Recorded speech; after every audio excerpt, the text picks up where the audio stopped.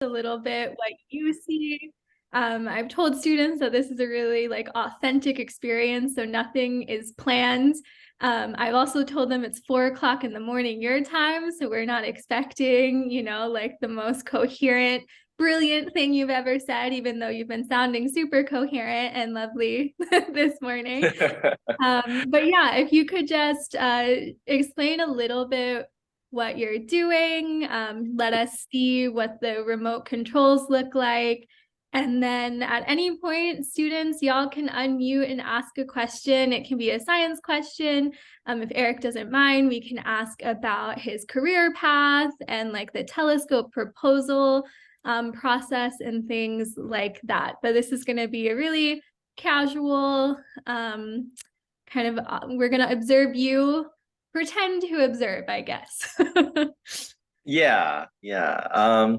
So I don't know. So should we start, or I don't know if Raja is still having technical difficulties. Sounds like he is. Don't think he can hear us. So yeah, I can do this however you guys want. I have a few things that I can share. And I've tried to set it up where so we have some practice from yesterday. We were doing this, but the reason I have the laptop is because I've actually duplicated all the controls that are here on my laptop so that I can share them. Otherwise, it's kind of hard to see on the screen here.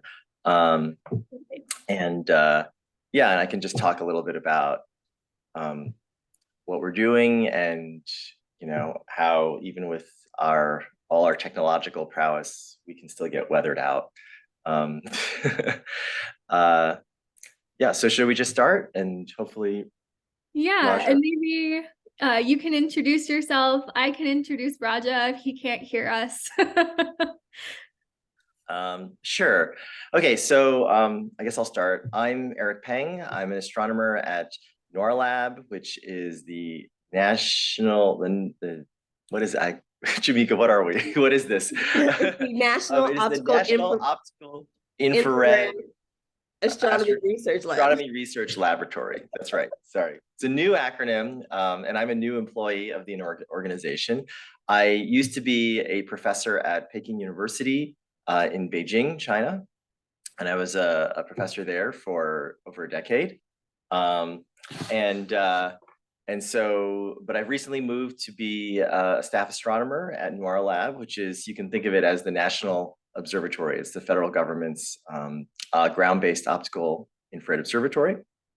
And so I am here at the Keck Observatory, which is not part of the NOIRLab system, but the Keck Observatory is run jointly by the University of California and Caltech, in partnership with the University of Hawaii and a few other universities. So we're very fortunate to have gotten time on this telescope, which is why I'm here today. So I don't know if you want to go around introductions. Sure. So my name's Amanda. For those of you who are not my students, I'm also a Frontiers of Science instructor. I'm an astronomer by training. I did my PhD with Keck data.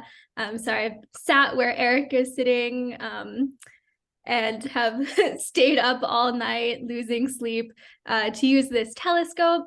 Raja GuhaThakurta, who you can see here, who's currently can't hear us. He was my PhD advisor. So Raja also uses Keck. I'm just going to introduce him while we're here. He's also an artist. He cares deeply about outreach and making STEM a more equitable field, bringing STEM to places and people who otherwise don't necessarily have interaction with it. So that is why he created this organization called Shadow the Scientist, where people can come and watch astronomers observe, see it in real time, see what that part of science is like, because it's different from the experiments we're reading in classes where you have a lot of control over making a hypothesis and controlled variables, and you think about this placebo group and a control group, or a control group in astronomy, we don't always have the luxury when we're looking at whatever galaxies are available to us to control all of these things. So it looks a little bit different in astronomy. You're welcome to keep your videos off throughout this, but you're also welcome to show us your faces if you want. I know it's very early, and please feel free to talk in the chat or to unmute yourself at any point to ask questions if you have any. Excellent. My name is Jamaica Marshall, and I'm the coordinator for Shadow the Scientist. I am based on the Big Island of Hawai'i. I am currently on the mainland in Tennessee, visiting with my family. I am so excited to be here with you all today. I was recently, I just started in this role on January 5th, so just over a month into it. Before that, I also worked at NOIRLab at Gemini Observatory, which is also located on the Big Island, our base facility. And of course, the observatory is on the summit of Mauna Kea on the other side, just across the ridge from Keck. I am a planetary sciences student. I was at UHilo before I transferred to Arizona State University so I can work online. And I worked at several other observatories. I interned at Canada-France-Hawaii Telescope doing research on quasar revolution. I also worked at the NASA Infrared Telescope facility. And if you've been to Mauna Kea, then I was the outreach coordinator at the Visitor Information Station, running the night observing telescopes and imaging program there for several years. So I am now thrilled to be here to help expose all of you to amazing science going on, to connect you directly with the scientists who are doing the observations so that you can ask questions and that we can all learn and grow together. I will say that these are all learning experiences for me because I'm about my third year into my studies. This is my third degree. My first degree is in Spanish. My second degree is a master's degree in teaching. As a teacher for 15 years, I taught Spanish. And now in this new career, it's so stimulating to be around all these amazing scientists. So with Eric and Amanda, and of course, Raja, is so excited. So I'm thrilled to be here with you all. And as Amanda said, if you have any questions, please feel free to drop them in the chat or to unmute yourself, raise your hand, unmute yourself, and feel free to ask those. If you have any questions about anything, feel free to send those to me directly or to everyone in the chat. Oh, and I will add that my first observing run and my third observing run were both on Keck. Great, yeah. Keck is a special place, so we're all very thankful when we get to use it. Okay, so I guess should we just get started then? Yeah, that sounds good. However you want to run it, and whenever you need to. Sounds like not much is happening in the sky right now, but if you need to hop off or like divert your attention at any time, I can jump in. Yeah. Yeah, so there is not a lot going on here, but I guess I can give just a little introduction of what you're looking at here. I'm sitting in the remote operations room for Keck II. So there are two 10-meter telescopes that make up the Keck observatories, and so we're using one of them. So what you see behind me here are the monitors that usually be looking at when using the telescope. And I could do a little, see if I can figure out how to control this camera. Come on, camera. It was working for me before. Anyway, there's not a whole lot to see in this room. It's just more desks with more computers. You can imagine that for certain programs, you'd have a larger team of people, and they would be, stationed in desks around the room. So what we'd normally be doing right now is we would be taking data from the telescope. We are not at the summit, so we are not at where the telescope is on the top of the mountain. The way it works for Keck is we are in a town called Waimea, which is a small town, not quite at sea level, but a little bit above sea level. But it's a town where you have strip malls and shopping centers and hotels and such. So we're actually observing remotely, which is why the Zoom says it's remote operations, although not as remotely as the rest of you are. So there are different places. The Keck headquarters and the remote observing is here in Waimea, on the west side of the island. If you were to go up the mountain, there would be a base facility, which is also where there's a visitor center at around 10,000 feet, called Halipohaku. And so a lot of the people who are be working, all the people who would be working at the summit would be staying there in dormitories and eating there in a sort of a general common area. And then there would be the summit itself, which is where the telescopes are. And the summit is a fairly harsh environment, which is why people tend, they try to minimize the people working up there. And it's why, like in other observatories, you might actually have the dormitories right by the summit, by the telescopes. But on Maunakea, you need to basically have a 4-wheel drive vehicle to get from the base facility, from Halipohaku to the summit. And so it is. I should also begin by saying that Maunakea is a very special place for lots of people, and most earliest for the Native Hawaiians who've been here for millennia. And so we're very grateful that we've been able to to share the summit with them, and to put some of these cutting edge scientific facilities on a place that's so special. And it is a very special place. If you ever get a chance to go, it's unlike any other place that at least I've ever been on Earth. And it holds a lot of special meaning for people for many different reasons. So we are, we try to be very aware of this. And I think we're increasingly aware of this today. So I want to give you a little bit of a flavor for what it's like up there. Actually, on Wednesday, I don't know if you can see my screen here.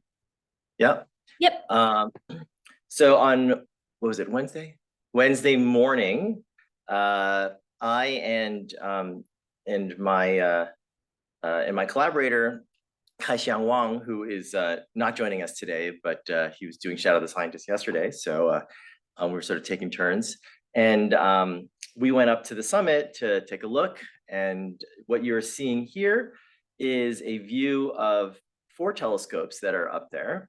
The 2 in the middle are the Keck telescopes. The one we are using is the one on the right here. That's Keck II. At least I believe that's correct. There's a picture not dissimilar to this sitting in the control room, and there's an arrow pointing to this one saying you are here. So that's the one I'm assuming we're using. And the telescope on the left is the 8-meter Subaru telescope, which is run by the National Observatory of Japan. And that's an excellent facility as well. And the one on the right here is I guess UCD, which is that's the IRTF. Oh, you're right. That's IRTF. Sorry. That's right. I was just thinking, I was like, it's there. So IRTF, which is a telescope, an infrared telescope run by NASA. Thanks, Jamika, for clarifying that. And I took this picture from another ridge, which is where the Gemini telescope is, which Jamika was talking about before, as well as another telescope run by Canada, France, and Hawaii, the Canada, France, Hawaii telescope. So there are a number of telescopes up on Maunakea, including telescopes that observe in longer wavelengths like radio and millimeter, not just optical and infrared telescopes. But this is what it looked like a few days ago, and it looked quite lovely. You can see the very clear skies. But then this morning, this picture got sent to us. Can you see that? That is one of the dome cameras, the mast, I guess there's another structure on the outside is a camera that you can see that the conditions have worsened considerably. And that is all ice on the mast there. So this picture, as you can see, was taken at about 10 a.m. That's pretty much when the day crew, so the people who work on the telescope during the daytime to keep it maintained and to do normal work on it, they left the mountain at right around this time. And they're normally there until about 4 in the afternoon when they hand the telescope over to the night crew. But yeah, by 10 a.m., conditions were getting bad enough that they were worried that they wouldn't be able to make it down the mountain. They'd be trapped up there. And the forecast, I believe, is calling for about 3 feet of snow on the summit over the next few days. So yeah, so conditions can get very difficult up there, and people who are working up there when the forecast is turning have to make a call on whether they're staying at the summit or whether they need to go back down to Halepohaku.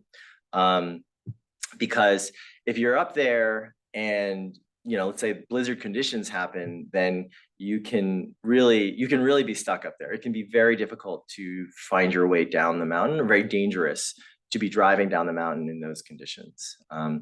And you're constantly reminded up there that it's a dangerous place.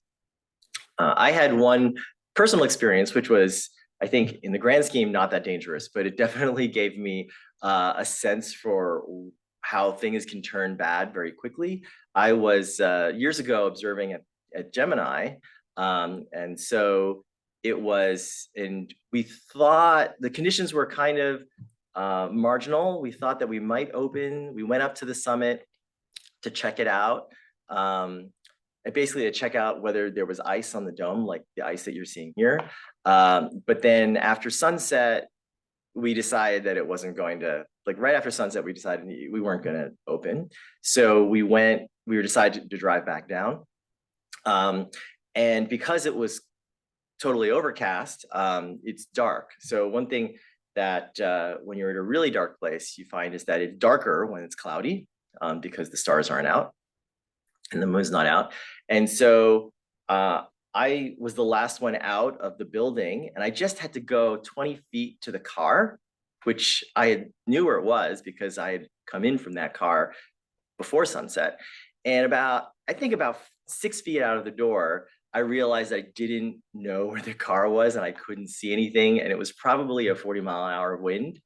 And so I just kind of stopped and realized that was sort of the moment where I realized, oh, this is how people, get lost in the dark on the mountain. And I was stupid in not carrying a flashlight with me because I thought, well, I'm only going to go 20 feet to the car. So why would I need a flashlight? But luckily there was someone else with me, and that person reached the car and opened the car door, and I saw the light. So, but there's a good 15 seconds where I thought, I really don't know where I am. So you have to be very mindful of conditions on the mountain, and safety is always a priority, the first priority. So that is what is going on. The other, let's see, another picture I want to share here. This is here. I don't know if you can see. Screen sharing's paused. Okay. Here you go. This is another camera on the mountain showing what this is sort of another webcam showing a different telescope, the UCD Observatory. This was earlier in the day because it's light, but it's the middle of the day and you can still barely see. It's fogged in at the summit. So you can see that we haven't been doing any observing today. The dome has been closed and there aren't even people on the summit right now. But so that's all the bad news. Yeah, that is more snow than New York City has gotten this entire school year by a lot. It's funny to think of Hawaii having more snow. Oh yeah, well, I mean, you can see from the picture I showed that there was a little bit of, they had a little bit of snow up there before, but yeah, they're going to get a whole lot. I'm sure the mountain will look beautiful from from sea level after this is all over, but we're not going to be doing anything with it, sadly. So Yeah. I'll pause there and see if there are any questions or any comments anyone wants to make. I'll make a quick comment. I did drop into the chat the link to the Maunakea Weather Center so that you all can see the forecast. The forecast is updated twice a day, usually around 9 in the morning and then again in the afternoon. But you can click there and see lots of red and blue. And you can follow the forecast. There's also on the left side, you can click on the webcams. They show different perspectives from the web, they're cloud cams that are mounted around on the summit. And so you can take a look at what things look like now. But as Eric was saying, if you're interested in seeing things during the day, just use that link and check back. It will be beautiful. It will be absolutely beautiful, as you can catch some live screenshots if you'd like of snow in Hawaii. Yeah, questions from students. Let's hear from a student.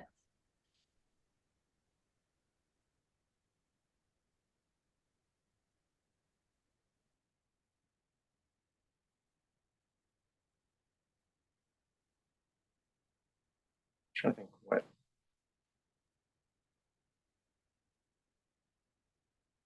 Okay, we've got a question in the chat. What is typically your favorite thing to observe? So we'll start with that question, and then there's another one, Eric. Okay. My favorite thing to observe. I think so what I'll get into this a little bit later, but what we're observing, what we're doing spectroscopy. We're supposed to be doing spectroscopy, which is where we're taking the light from one or a number of objects and then dispersing the light using like a prism or a grism, like you would in a rainbow, and trying to analyze the contents of these objects. And typically what I've been observing are either stars or star clusters or galaxies and analyzing their light. I can't say I have a favorite object to observe, to be honest. But it's always fun when you can do observations and then see off of the raw data, like immediately or through a quick reduction of the data, like what you're getting. And so I love observing in general when you can see, like, get quick results from whether it's like you just want to know, like sometimes you're taking a spectrum to see, is this object a star in our galaxy, or is it a star cluster in a different, like outside our galaxy, or if you want to know how far away something is or what kind of object it is, sometimes you can just see off the raw data what it is. And it's really fun to do that in real time. I love all of the things I observe. I think the correct answer is the Triangulum Galaxy, but you also had, a great answer, Eric. Yeah, well, if I'm gonna pick amongst my favorites, I have spent a lot of time in my career working on the Virgo cluster of galaxies, which is the nearest galaxy cluster. It is what we were supposed to be observing now, actually. And I can go into many reasons why the Virgo cluster is so great, but being the nearest cluster of galaxies, it's the nearest you can think of galaxies as not being evenly spread out through the universe. We're living in one of them, the Milky Way, but they actually are grouped. So galaxies can be in small groups, sort of like our own Milky Way and what we call the local group. But the biggest concentrations of mass in the universe are galaxy clusters. And so it's sort of like the big city. And you get all kinds of things and all kinds of galaxies in galaxy clusters. And the Virgo cluster, being the closest, has, by my scientific criteria, the largest range of pretty pictures. So you get a lot of pretty pictures there. The Manhattan of the universe.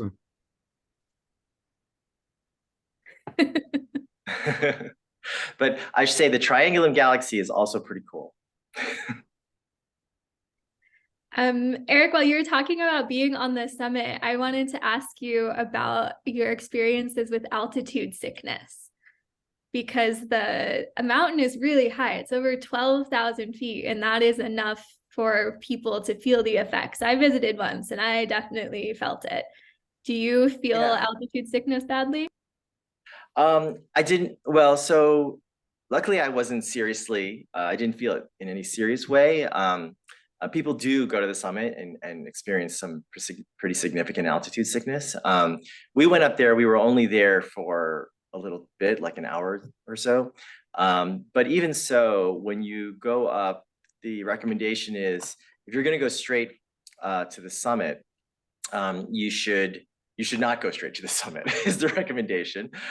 You should drive up, and particularly at where the visitor center is at 10,000 feet or so, you should stay there for at least an hour to let yourself acclimatize. Because unlike other high mountains, Maunakea is on the island of Hawaii, and so you are going from sea level to 14,000 feet. If you were in a mountain range, let's say you're in the Rockies or something like that, let's say you're starting in Denver, you're already starting at 5,000 feet there, and you're probably acclimatized a bit to that, and you can work your way up. But in Hawaii, it's the most severe case, because you're coming from sea level, and then you're just in a car and driving straight up. And so you have to be very careful about that. What we do is we drive up to the visitor center, you park the car, you kind of check out the visitor center, which is nice. And you wait for a while. And even at that altitude, if you were to say run up a flight of steps, you would definitely feel it. You definitely feel it. And then when you get up to the summit, at first you're walking around and you think, oh, this is okay. You might feel a little lightheaded, but then you start noticing, like, if the ground has like a slight grade and you're like walking like even the slightest bit uphill, and you're walking at a normal pace, then you start feeling it normally in your chest, or you might feel a little dizzy. And I say this, and I am like very much out of shape, but Kaixiang, who I didn't feel so bad, because Kaixiang, who's the my collaborator who's visiting here, he runs ultra marathons, and he also felt it. So it's it's everybody who feels it. It's something you have to be quite careful about, and certainly if you're doing any kind of physical exertion. So I really I have a lot of respect for the people who work on the summit daily and are doing things like moving heavy equipment, and there's a lot of things you have to be careful about. And also in terms of your own mental capacity, one of the reasons to be doing remote observing from where we are is that you can think better down at closer to sea level. So there, yeah, oxygen's a good thing. Is it okay if I share my screen? Yeah. So I guess Raja, are you like fully audio enabled at this point? Yeah. Oh, great. I have to connect using my phone. Ah, okay. Hearing audio through my phone, but you're hearing me through my laptop.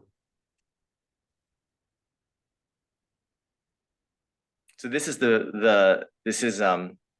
my favorite part of the sky Raja's showing.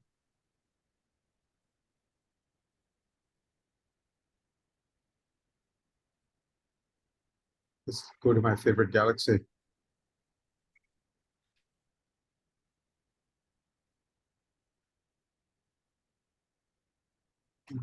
Give it a few seconds for my laptop screen to catch up to full resolution.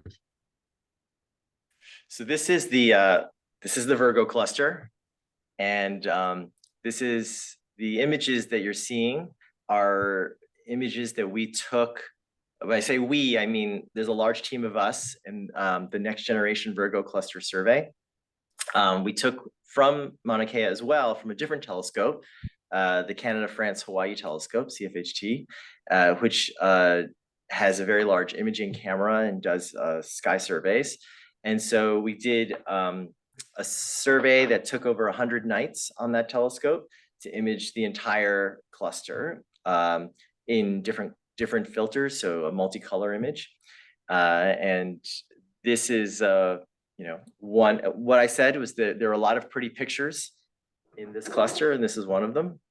It's kind of neat the way this data has been put into like a Google Maps type of interface, so you can browse around and click on different things. Sort of just like you can't get directions, but otherwise you can sort of drag things around. Arrival time? I'm sorry, 50 Roger, million could you light drop years a from link now. to this in the chat so that we could pull this up too? Sure.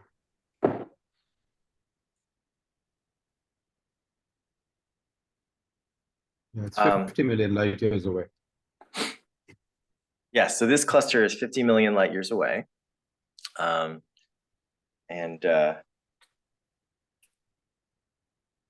is that a DE?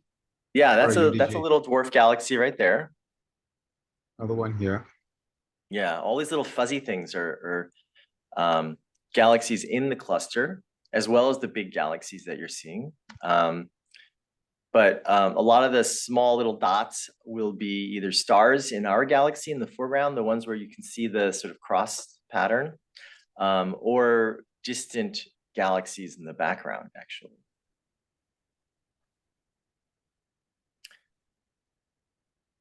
There's a dog in Molokai called Angel. And we were calling this galaxy the Angel Galaxy. Because when Angel was riding in the car with us, she would stick her head out of the window. And if the car isn't moving, her ears were just fine. Otherwise, her ears would blow back in the breeze. And that's what's happening to this galaxy. Its ears are being blown back because it's falling into the intercluster medium of the galaxy. Ram pressure stripping. Right. So the one thing you would think, the part that you can't see here is that the galaxy cluster itself is filled with a hot gas, and by hot I mean something like 1 million to 10 million degrees. And galaxies themselves contain gas. This is the gas that forms the stars that that we can see. And as the galaxies fall into the galaxy cluster, the gas interacts. You can just imagine there's like a shock wave, and the gas in the galaxy gets pushed out like the dog ears that Raja is referring to. And so that gas is being pushed out, stripped out through ram pressure. And so in this galaxy that's happening, if you were to look in a different wavelength of light that trace the gas, you would see a trail of gas glowing towards the right side of that, to the back. And so that's one of the things that we're interested in studying, which is how do galaxies go from being filled with gas and forming stars to be to the end of their evolution, which is being filled with stars and having no gas, no cold gas. So that's kind of the life cycle of galaxies. Eric, is the Milky Way is, M87? that is M87, yes. So the very photogenic black hole is at the center of this galaxy. Yeah, so you may have heard a result from the Event Horizon Telescope where they actually imaged the region right around the black hole, and it's the black hole in that galaxy. And notice how there's a very high concentration of small dots around the M87 galaxy. Notice how there are many small dots here, relatively few over here. Over here. These are star clusters, globular clusters around M87. Let's zoom in a little bit.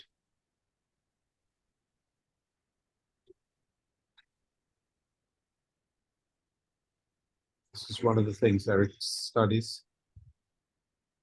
Other people in NGVS study this. So again, it's taking a little while for my computer's resolution to catch up every time I zoom in.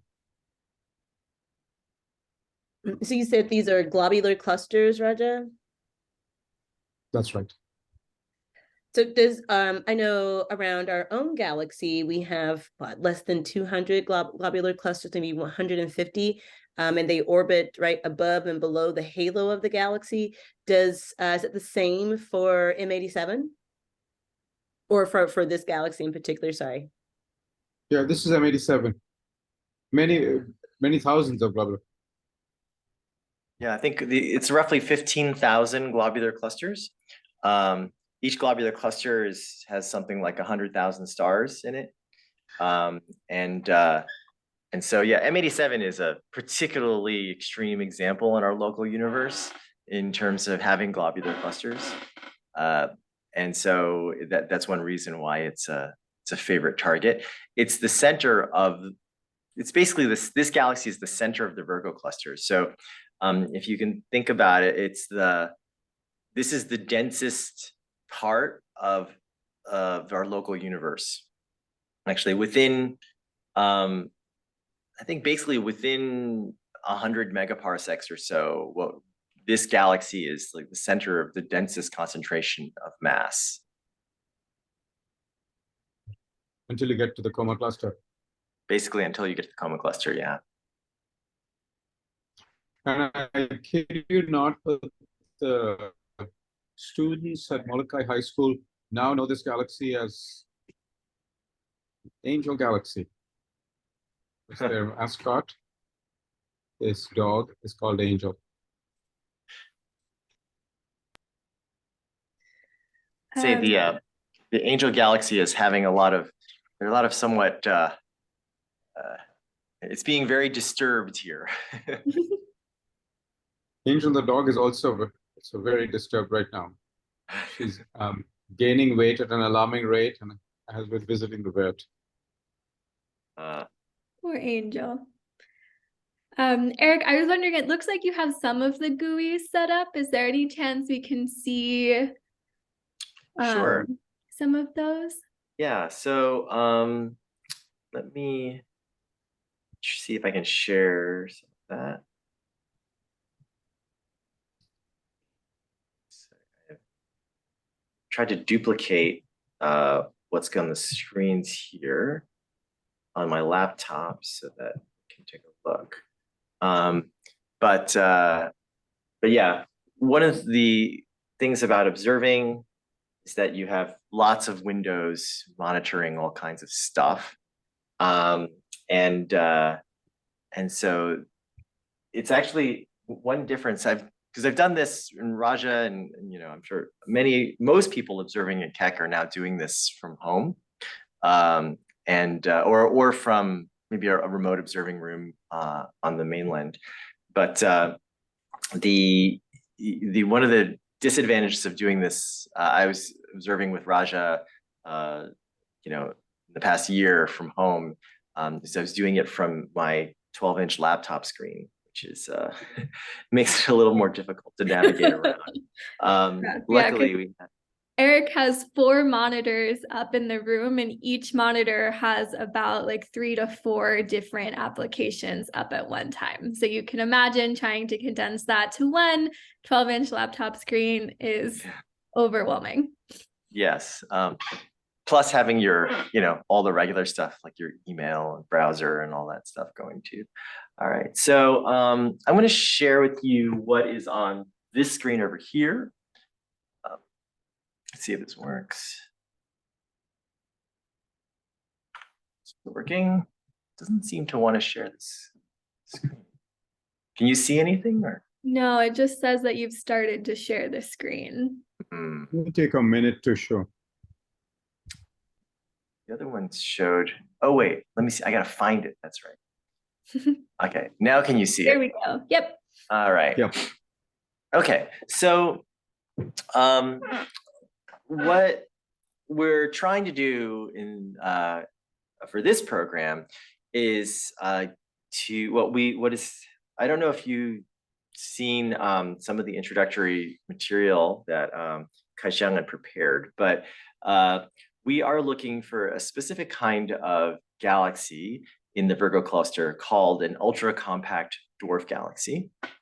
Now, these ultra-compact dwarf galaxies are, you can imagine from the name, they're kind of low mass, they're sort of dwarf galaxies, but they're also very compact. So they were discovered about 20 years ago, and they look like star clusters. They're very dense. They're amongst the densest galaxies in the universe. So you can have it's up to 1 million stars in a very concentrated region of a few parsecs. So that's I don't know, tens of light years or so. If you think about the distance between the sun and the nearest star system, the Alpha Centauri system, there are, well, by definition, there are 0 stars between us and the Alpha Centauri system. But if you were in one of these ultra-compact dwarf galaxies, you could have 1 million stars in that space. So it's a very different kind of environment. And one of our questions is whether they are galaxies or just formed as star clusters within another galaxy. And we have found the targets that we are looking for have very faint envelopes of stars around them, which indicate that they're probably or possibly their own galaxy, in which case it's highly likely that they host a very massive black hole at their center. So we are using an instrument called ESI, which is, I don't know what ESI stands for. I can guess, but I think it's something like, Raja would know, but I think it's something like the Echelle Spectrograph, anyway, something. Yes, I just left the name in the chat, and here's the link. Ah, okay, great. Thank you, Jamika. So we're using it to disperse the light of these ultra-compact dwarfs to see if the stars are moving quickly as they would be if there was a very massive object at the center, because the more massive an object is, the stars orbiting them then have to move more quickly to keep from falling in, essentially. And so we're hoping that by doing these observations, we can see if any of these galaxies have a sign of a supermassive black hole. So that's the basic goal. And this control panel shows you a little bit about how we do it. Normally, we would be starting the afternoon taking calibration exposures. So usually around 3 or 4 in the afternoon, the day crew would release the instrument to us. And then we, with the instrument scientists here at Keck, would be taking calibration. So what's calibration? It's not like your phone where you sort of take a picture and then you feel like, okay, well, then everything just comes out at the end as you see it. The data that comes off the instrument itself, raw, needs to be calibrated because there are a lot of instrumental effects. And if you want to know, for instance, what the wavelengths of light that you're looking at, you want to know exactly how many photons you detected, you have to take these exposures that show you like where different wavelengths are as a function of pixels. Unfortunately, I don't think I have one of those images here, but maybe we can dig up another one. And so that's what this calibration tool is. It's basically taking exposures of different kinds of lamps. So there's 3 lamps here that are called arc lamps that have emission lines of known wavelengths. There's a mercury lamp, a xenon lamp, and a copper lamp. And then you would take what's called a flat. So you want to know what the response of your detector is when the signal is, when there's just like a white light on it. And so what we use is we actually have lights on a screen in the dome, and or just lights. I don't know if Keck has a screen or if you just look directly at the dome. But you just turn the light.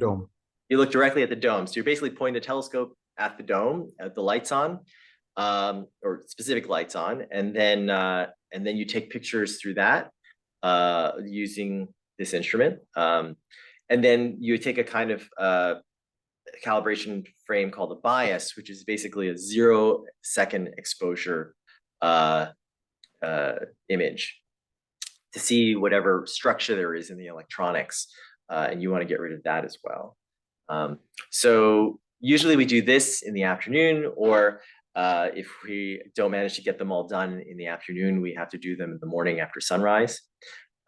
But luckily it does it sort of, this is an automated tool where you just sort of set what you want to do and then you hit go, and it'll just do the sequence on its own, and you can, you know, work on other things. So, so this tool here, I don't know, Raja, I don't know if you want to give an introduction to it since you've used this so many times. Happy to do that. I'm getting a slight echo, which is a bit distracting. I'll try my best. Well, we don't hear an echo, so. Okay. So this hatch over here, so we can press this arrow to open the hatch.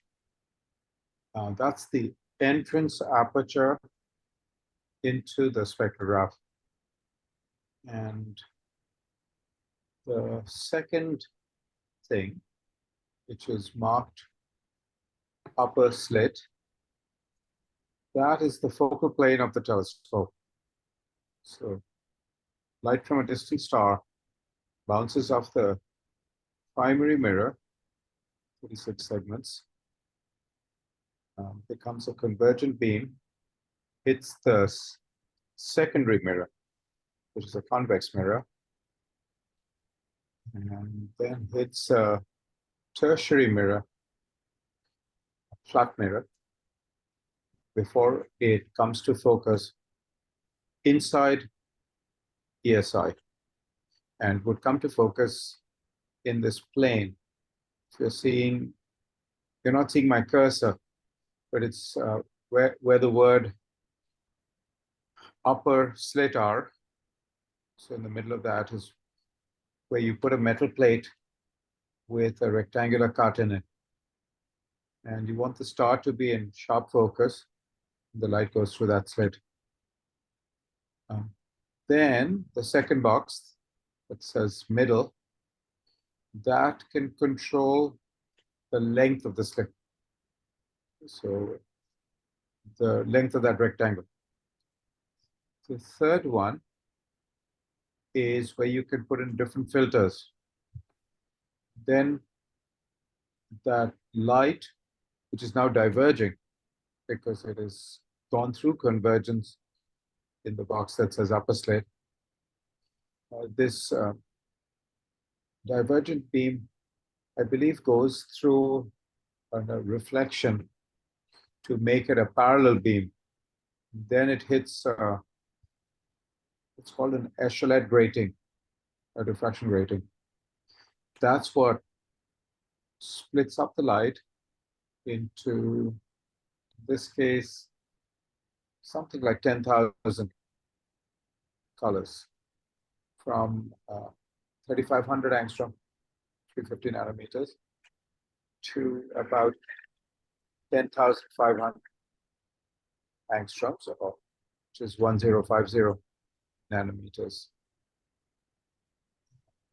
Then the spectrum lands on a silicon detector that's represented by the box that says CCD on. That's a charge coupled device. So this is a schematic. The actual light path is not linear. It bounces, folds, etc. And ESI is about the size of a small couch. So it's big, but not nearly as big as the demo spectrograph on Keck. I was involved in the early stages of the design of the spectrograph back in the late 90s, I'm going to say. it was built as a, what's the word for it? As a prototype for the demo spectrum, especially the software. The ESI software is very similar to the demo software. You've exhausted my ESI knowledge. Thanks, Raja. In walking through this schematic, I have discovered this bar here, the temperature bar, which I've been looking for earlier. And so now I know where the temperature bar is, because these detectors are kept cool using liquid nitrogen. And so that liquid nitrogen needs to be continuously refilled, because it evaporates as it is warmed by the electronics. And one of the consequences of people needing to leave the summit and not be able to go back because of the weather is that the instrument will use up all of its liquid nitrogen and will start warming up. And I think their estimate was that it would start warming up about 3 hours ago. Although it still seems like it's fairly cold, -88. But I imagine that by tomorrow it will have warmed considerably. And so that's another consideration for when you have to go back to operations. Then they'll have to refill the liquid nitrogen and cool it back down. And that can have unanticipated effects on things like the detector and the electronics. You want to keep things as stable as possible. Rick, what is the nominal operating temperature of ESI? I was trying to remember that. I think it's often around this temperature. So I don't think it's warmed up appreciably yet. So Eric, when you have a blizzard happen on the night that you plan to observe and you work so hard to observe, do you get another free night to make up for the fact that there's a blizzard? How does that work? Yes, I think you know the answer to that question. And the answer is well. The answer is no, we do not get another free night. We have to go back to the time allocation committee the next proposal cycle and submit the proposal again. I believe that when people see that you had an accepted proposal and you had bad luck and the weather kept you from getting any data, they're slightly more sympathetic to your cause, although it's not guaranteed. For instance, if you are in a, if you have a lot of competition because you're working on something very hot, and some other group in the world manages to do what you're trying to do because they're, maybe they had time on a different telescope at a different time when the weather was good, it is possible that you go back in a year and ask for time and they say, well, your proposal was really competitive last year, but it's been done now, or you need to think of something else, something slightly different. And if you're wondering why we have to wait a year, part of it is that these telescopes are scheduled usually on a semester basis. And so there are only proposals accepted twice a year. But it's also because this is the time of year when, in this case, the Virgo cluster is visible in the night sky. So we can't observe Virgo in September. It's best observed in the northern spring. So this is our time of year to observe it. And if we don't get it this spring, then we try next spring. Luckily, unfortunately, we will lose our time this week. We have 3 half nights scheduled. So we're on the second half, which is why we're on the late the night.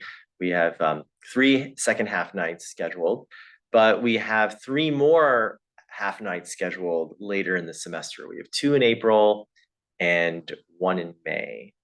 And we are hoping that the weather will be kinder to us then. You guys, I'm gonna run off. It's 11 p.m. where I am. I have to get up early in the morning. Are you in Thailand? Did I remember that correctly? I'm in Singapore. Singapore. Okay. I'll be going Eat to Thailand some- tomorrow. Eat some pepper crab and some laksa for me. That sounds so good. Okay, Safe thank you travels, for Raja. Thank you. Very nice meeting you all. All right, and in the last minute, do we have questions from students? These can be astronomy questions, they can be career path questions. Feel free to unmute yourself or to type in the chat.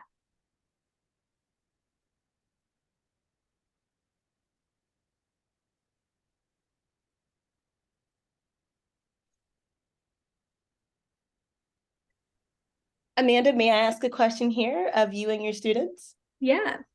Do you all have a chance to look at the pre-activity that Eric's collaborator, Kaixiang, prepared for everyone? No, we did not, because I was not sure who was coming, so I didn't mass send it out.